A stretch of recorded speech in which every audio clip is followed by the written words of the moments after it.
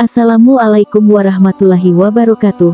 Sobat motivasi Islam yang dirahmati oleh Allah Subhanahu wa Ta'ala. Kali ini Mimin akan kupas sedikit tentang Islam Nusantara. Istilah Islam Nusantara sempat menimbulkan kehebohan tersendiri di tengah masyarakat Indonesia. Beberapa kalangan mengemukakan pendapatnya tentang Islam Nusantara. Ada yang menganggapnya sebagai agama Islam yang berkembang di Indonesia dan itu sah-sah saja. Ada pula yang berpendapat bahwa Islam Nusantara sejatinya tidak ada, mengingat Islam itu hanya satu dan tidak berlaku istilah Islam Nusantara ataupun jenis Islam lainnya.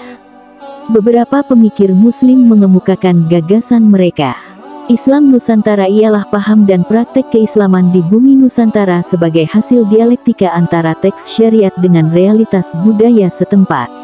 Muhajir dalam Sahal dan Aziz, 2015/67. Islam Nusantara adalah Islam yang khas ala Indonesia, gabungan nilai Islam teologis dengan nilai-nilai tradisi lokal, budaya, adat istiadat di tanah air. Bizawi dalam Sahal dan Aziz, 2015/239. Definisi pertama menjelaskan bahwa Islam Nusantara merupakan paham Islam yang substansi dan implementasinya terjadi di wilayah Nusantara dalam bentuk pertautan antara wahyu dan budaya Nusantara, yang menjadikan Islam Nusantara memiliki nuansa khas Nusantara. Sedangkan definisi kedua menyatakan bahwa Islam Nusantara merupakan Islam yang mempunyai karakter Indonesia, hasil interaksi nilai-nilai Islam teologis dengan tradisi Indonesia. Definisi kedua mempersempit ruang lingkupnya menjadi hanya wilayah Indonesia, lebih sempit dari pengertian pertama yang menyebut bumi Nusantara di mana tidak turut dijelaskan batasan Nusantara itu mencakup wilayah mana saja. Pro dan kontra soal Islam Nusantara juga terjadi di media sosial. Pihak yang pro berjuang keras menggunakan penalarannya dalam berargumentasi agar Islam Nusantara dapat diterima semua kalangan. Sementara pihak yang kontra berusaha menyerang dan mematahkan semua argumen yang dibangun pihak pro-Islam Nusantara. Tuduhan pihak kontra terasa agak ambigu dengan mencurigai gagasan Islam Nusantara merupakan produk Barat. Pihak kontra meyakini bahwa Islam itu hanya satu, yaitu Islam yang diajarkan Nabi Muhammad SAW. Islam tidak bisa diberikan julukan berdasarkan metode pendekatan maupun kawasan seperti Islam Nusantara. Islam dengan ciri khas seperti Islam Nusantara dipandang negatif dan diyakini hal itu salah. Di mata mereka, kelompok pro-Islam Nusantara dianggap sebagai ahli bidah, karena berbeda dengan Islam ideal dalam pandangan mereka. Islam Nusantara, menurut mereka, tidak lagi murni karena dimasuki paham dari luar. Pihak pro, di sisi lain, mendapat dukungan dari para pemikir Muslim.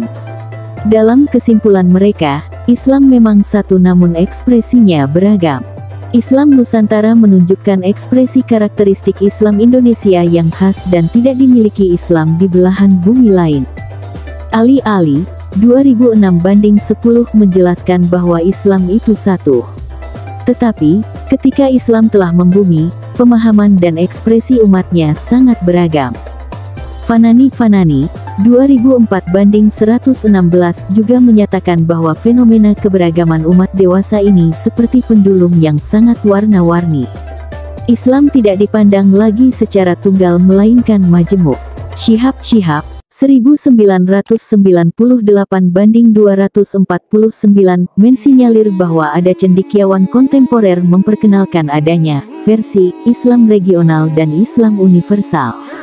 Adapun Ma'arif 2009/181 mengungkapkan, sebuah Islam, 1001 ekspresi.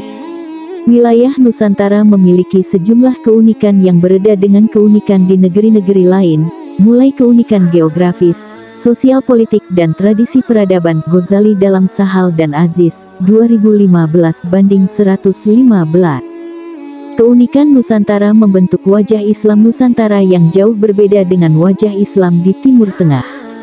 Islam Nusantara memiliki ciri ramah, terbuka, inklusif dan mampu memberi solusi terhadap masalah bangsa dan negara. Bizawi dalam Sahal dan Aziz, 2015/240.